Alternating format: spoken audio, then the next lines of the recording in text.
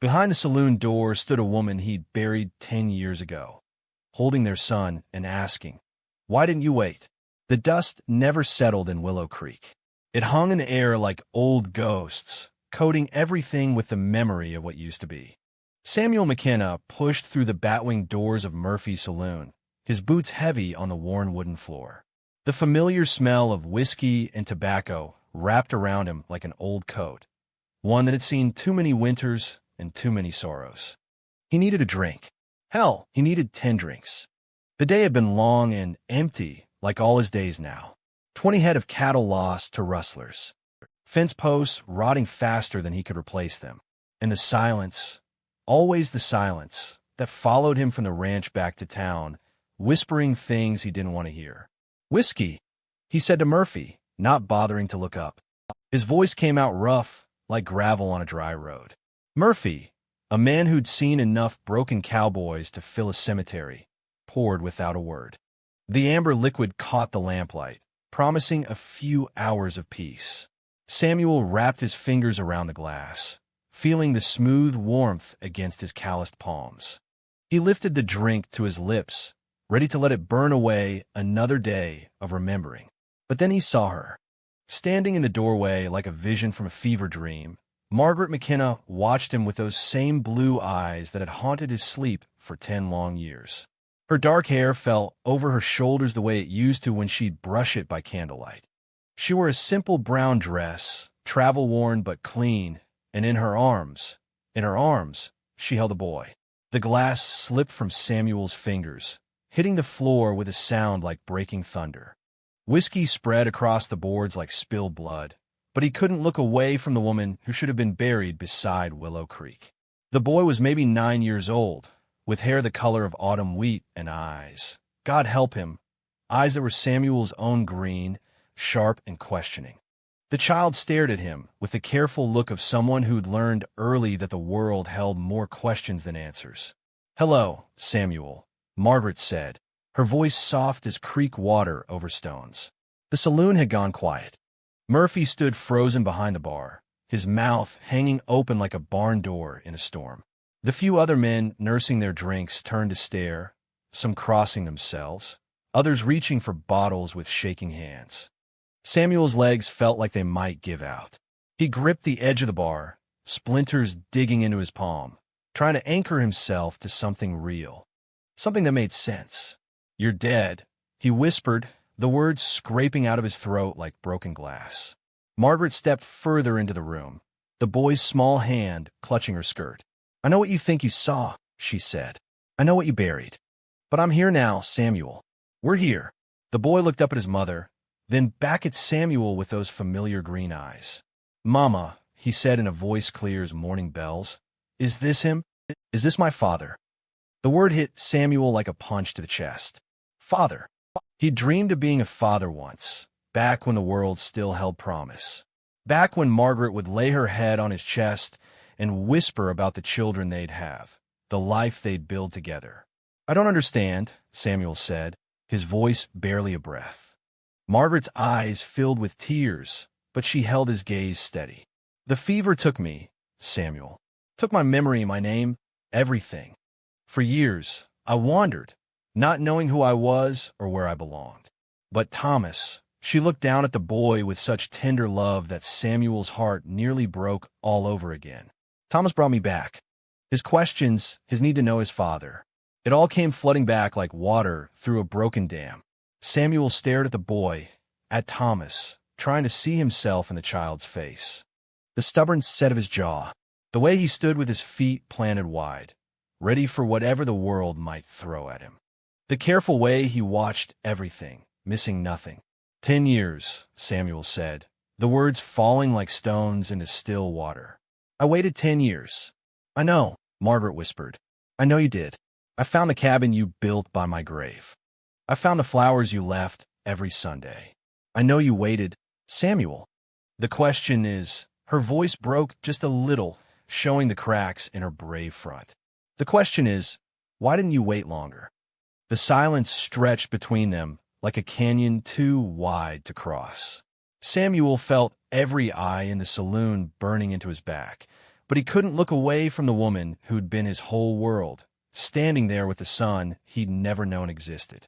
Thomas shifted against his mother's side, and Samuel caught the boy studying him with those sharp green eyes. There was no judgment there, just curiosity and maybe a flicker of hope. "I tried," Samuel said finally, his voice breaking like winter ice. "God knows I tried. But the waiting, it was killing me, Margaret. Every day, every night, I felt you slipping further away. The grave kept getting deeper, and I kept falling in." Murphy cleared his throat, a sound like rustling leaves. "Maybe you folks want to take this somewhere more private," he suggested gently. Margaret nodded, never taking her eyes off Samuel. "Would you walk with us, Samuel? Would you let us explain?" Samuel looked at her, at the boy who might be his son, at the life that had just walked back into his world like sunrise after the longest night. His hands were shaking, and his heart was beating so hard he thought it might burst right out of his chest. But he nodded. He nodded because 10 years of grief had taught him that some chances don't come twice, and some miracles are too precious to question.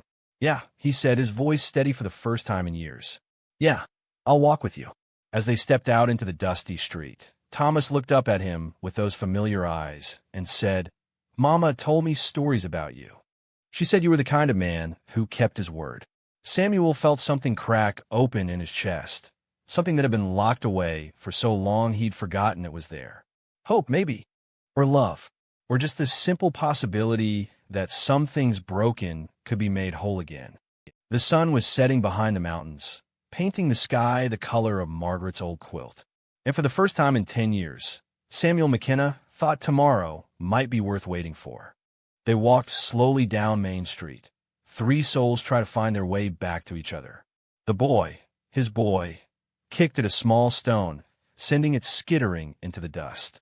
Each step felt like walking towards something Samuel had given up on long ago. Behind them, the saloon doors swung shut with a gentle creak, but Samuel didn't look back. He'd spent too many years looking backward. Tonight, with his dead wife walking beside him and his unknown son asking quiet questions about the world, Samuel McKenna was finally ready to look ahead. The first stars were beginning to show themselves in the darkening sky, tiny points of light in the vast emptiness. But the emptiness didn't feel quite so vast anymore. It felt like it might, just maybe, have room for hope. They found themselves sitting on the old wooden bench outside the general store, the one where Samuel used to wait for Margaret when she'd come to town for supplies. Thomas sat between them, small and quiet, his legs swinging back and forth like a pendulum, marking time they'd all lost. The evening air was cool, carrying the scent of sage and the distant promise of rain. Margaret's hands rested in her lap, fingers twisted together like rope. Samuel couldn't stop looking at them. The same hands that used to braid his horse's mane, that used to trace letters on his back in the dark. "Where do I start?" Margaret asked, her voice barely above a whisper. "The beginning," Samuel said. "Start with the fever." She nodded, closing her eyes for a moment, as if gathering the word from some deep place inside her. "I remember the heat first, like standing too close to a forge fire, but the fire was inside me. You were there, holding my hand, putting cool cloths on my forehead." Thomas looked up at his mother, then at Samuel. The boy had been quiet since they'd left the saloon, but his eyes missed nothing. He was studying Samuel the way a person studies a map, trying to figure out which direction leads home. "I remember you crying," Margaret continued. "I want to tell you I was all right, but I couldn't make my voice work. Then everything went dark, and when I woke up," she paused, her breath catching like a sob in her throat. "When I woke up, I was in a wagon full of strangers, and I couldn't remember my own name." Samuel's hands clenched into fists on his knees. "The doctor said you died in the night. He checked for a pulse, checked for breathing. We all saw you, Margaret, cold as winter stone. The fever broke something in me," she said. "Broke my memory, broke my sense of who I was. The family that found me, the Williamses, they said I was barely breathing when they pulled me from that shallow grave by the creek. Said it was a miracle I survived." The words hit Samuel like a physical blow. "Shallow grave." He remembered that night, remembered digging in the hard ground with tears streaming down his face, remembered how he couldn't bring himself to put more than a few feet of earth between him and the woman he loved. I lived with them for 3 years, Margaret went on. They were good people, patient people. They helped me learn to walk again, to talk again, but I couldn't remember where I'd come from or who I was before the fever. They called me Mary, and I believe that was my name. Thomas shifted on the bench, his small voice cutting through the heavy air. Mama always had dreams, he said, looking at Samuel with those startling green eyes. She'd wake up crying, saying a name over and over. What name? Samuel asked, though his heart already knew. Samuel, Thomas said simply. She'd say Samuel like it was the most important word in the world. Margaret reached over and smoothed her son's hair, a gesture so tender it made Samuel's chest ache. The dreams got stronger after Thomas was born. Pieces of my life started coming back. A cabin by a stream, a man with green eyes who made me laugh, the feeling of being loved so completely it scared me. Samuel remembered that love, remembered how it had filled every corner of their small world. They'd been married less than 2 years when the fever took her, but those had been the happiest years of his life. Every sunrise had felt like a gift, every evening by the fire like a prayer answered. Why didn't you come back sooner? He asked, the question scraping out of him like metal on stone. Margaret was quiet for a long time, watching her son's legs swing back and forth. Fear, she said finally. Fear that I was wrong, that the dreams were just dreams. Fear that you'd moved on, found someone else. Fear that coming back would hurt more than staying lost. Samuel thought about the bottle he'd been reaching for when she'd walked back into his life. Thought about the nights he'd spent talking to her gravestone, the mornings he'd woken up hoping the pain would be less and finding it exactly the same.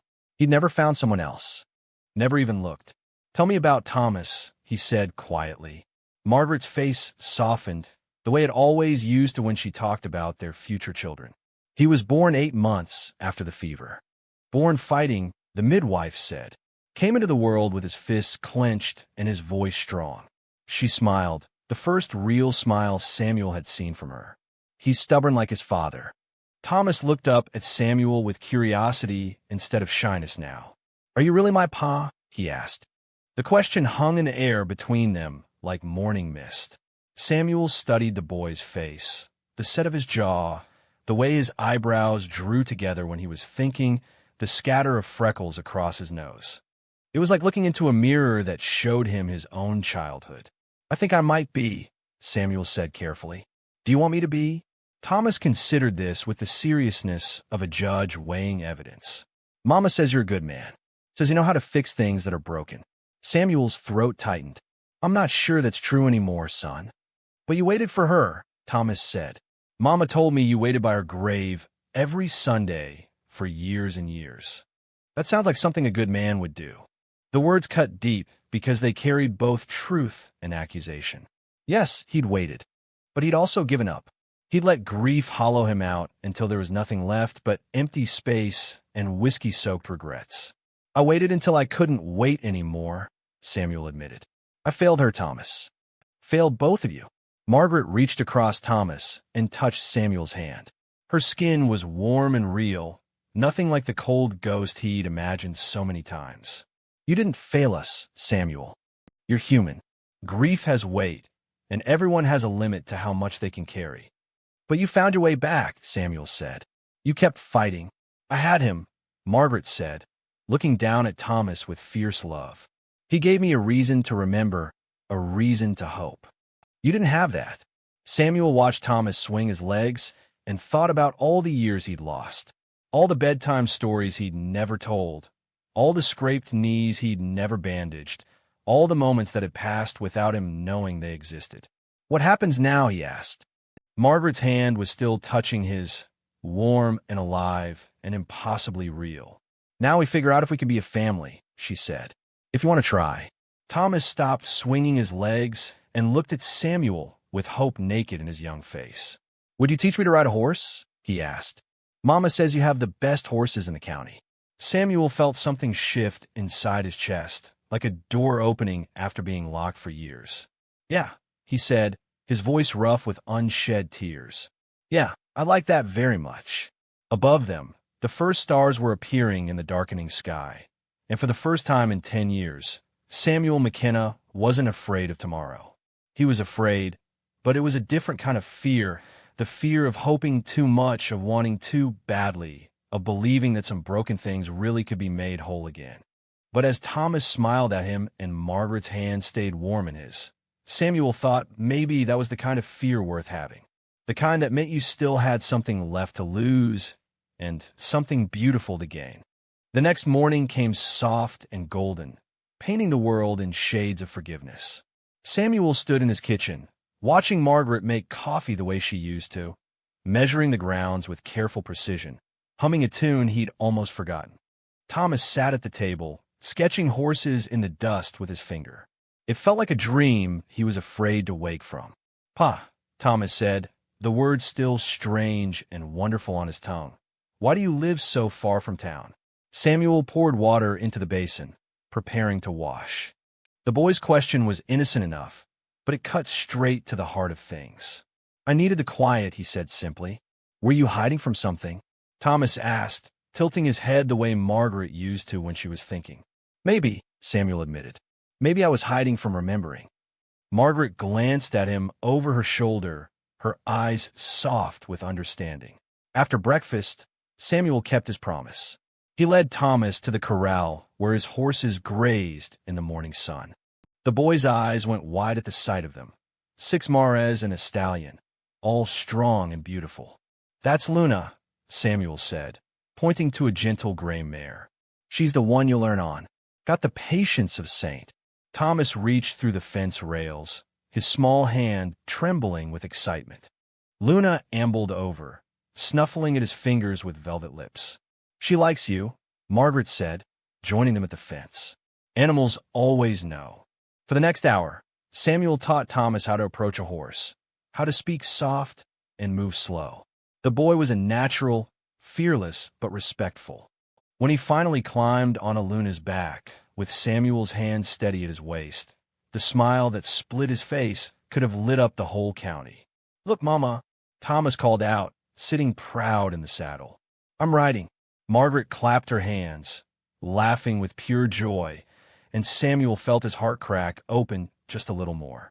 This was what he'd missed. This was what grief had stolen from all of them. That evening, as they sat on the porch watching the sun paint the mountains red, Thomas pulled out a small leather journal. The pages were worn from handling, filled with careful child's writing. "What's that?" Samuel asked. "Mama told me to write down everything I wanted to ask my pa when I found him," Thomas said. "I got a lot of questions." Samuel felt Margaret's eyes on him, gentle and encouraging. "Ask away," he said.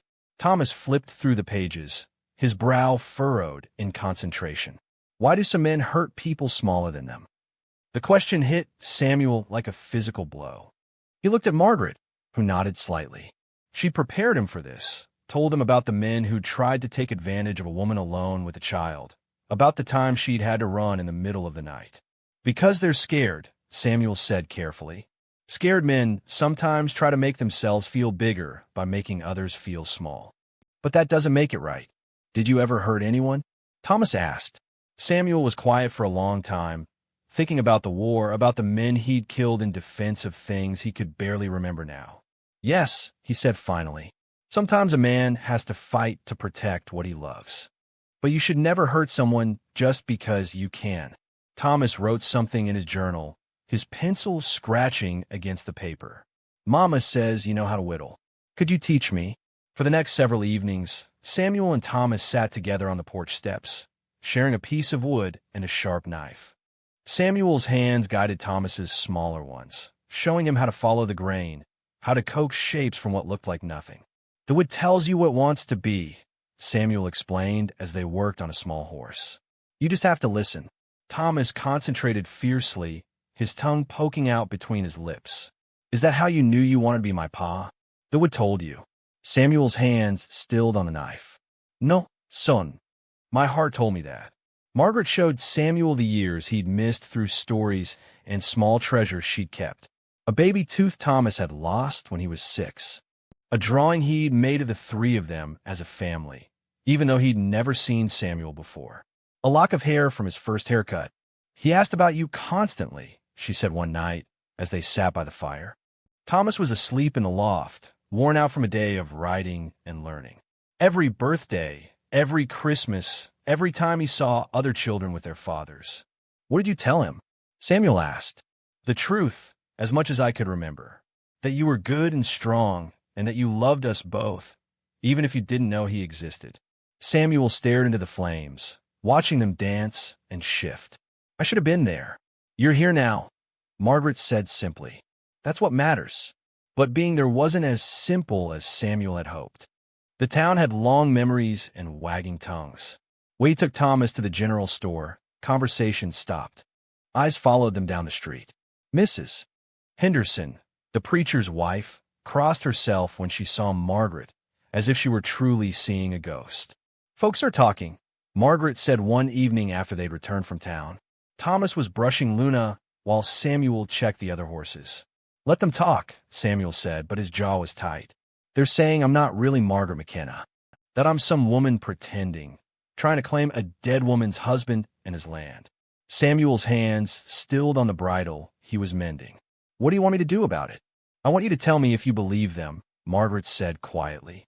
Samuel looked at her, really looked, at the scar on her left hand from when she'd cut herself learning to cook as a newlywed, at the way she still twisted her hair when she was nervous, at the thousand small details that made her Margaret, not some clever imposter.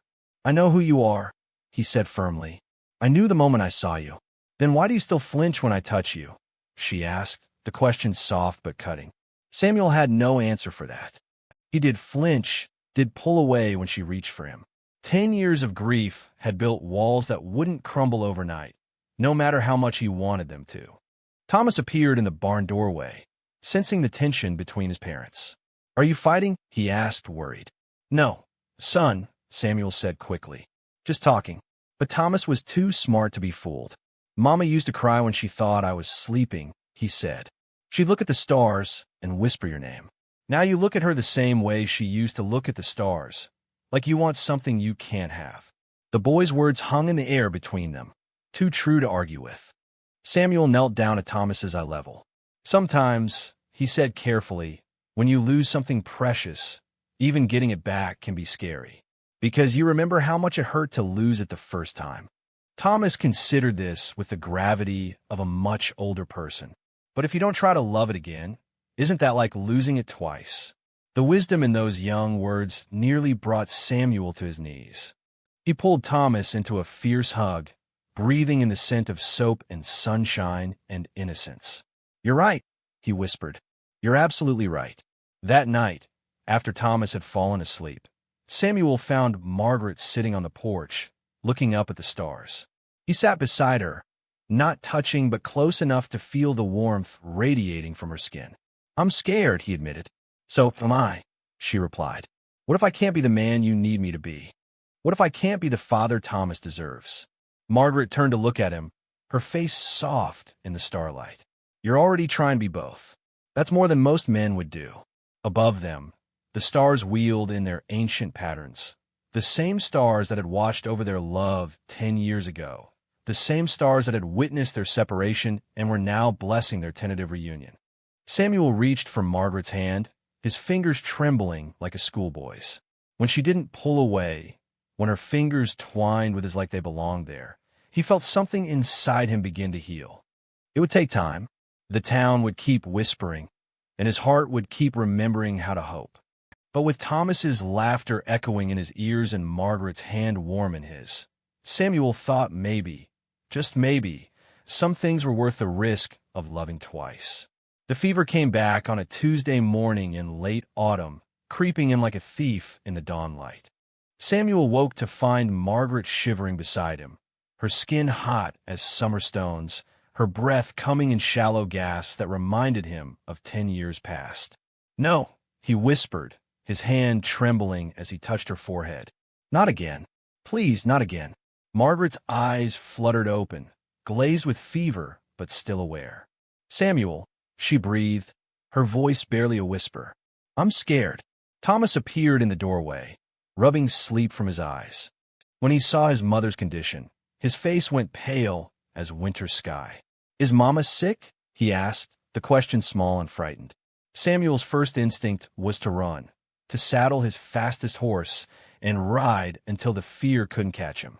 10 years ago, he'd stood helpless while the fever took her, watching love slip through his fingers like water. Every part of him screamed to flee before it happened again. But then Thomas climbed onto the bed, his small hand finding his mother's hot one, and Samuel saw something in the boy's eyes that stopped him cold. Not just fear, but trust. Trust that his father would fight for them. Trust that Samuel wouldn't run. "Get Doc Harrison," Samuel said, his voice steadier than he felt. "Tell him to bring everything he has." Thomas nodded and ran, his bare feet slapping against the wooden floors. Samuel pulled a chair close to the bed and took Margaret's hand in both of his, feeling the wedding ring he'd placed there 12 years ago, the one she'd somehow never lost through all her wandering years. "I'm not going anywhere," he told her, though his heart was hammering like thunder. "You hear me, Margaret McKenna? I'm not leaving you this time." By evening, Doc Harrison had done all he could. The fever burned through Margaret like wildfire, and her breathing grew more labored with each passing hour. Thomas refused to leave her side, curled up in the big chair by the window, watching his parents with eyes too old for his young face. "It might be her time, Samuel," Doc Harrison said quietly as they stood in the hallway. "The fever did permanent damage years ago. Her heart, her lungs, they're not as strong as they should be." Samuel wanted to put his fist through the wall, wanted to scream at God for being so cruel as to give him back his family only to snatch it away again. But instead, he nodded and walked back into the bedroom where his world lay dying. Margaret was awake, staring at the ceiling with glassy eyes. When she heard him enter, she turned her head with great effort. "Samuel," she whispered, "come close." He knelt beside the bed, bringing his face near hers. Her breath was hot against his cheek, but he didn't pull away.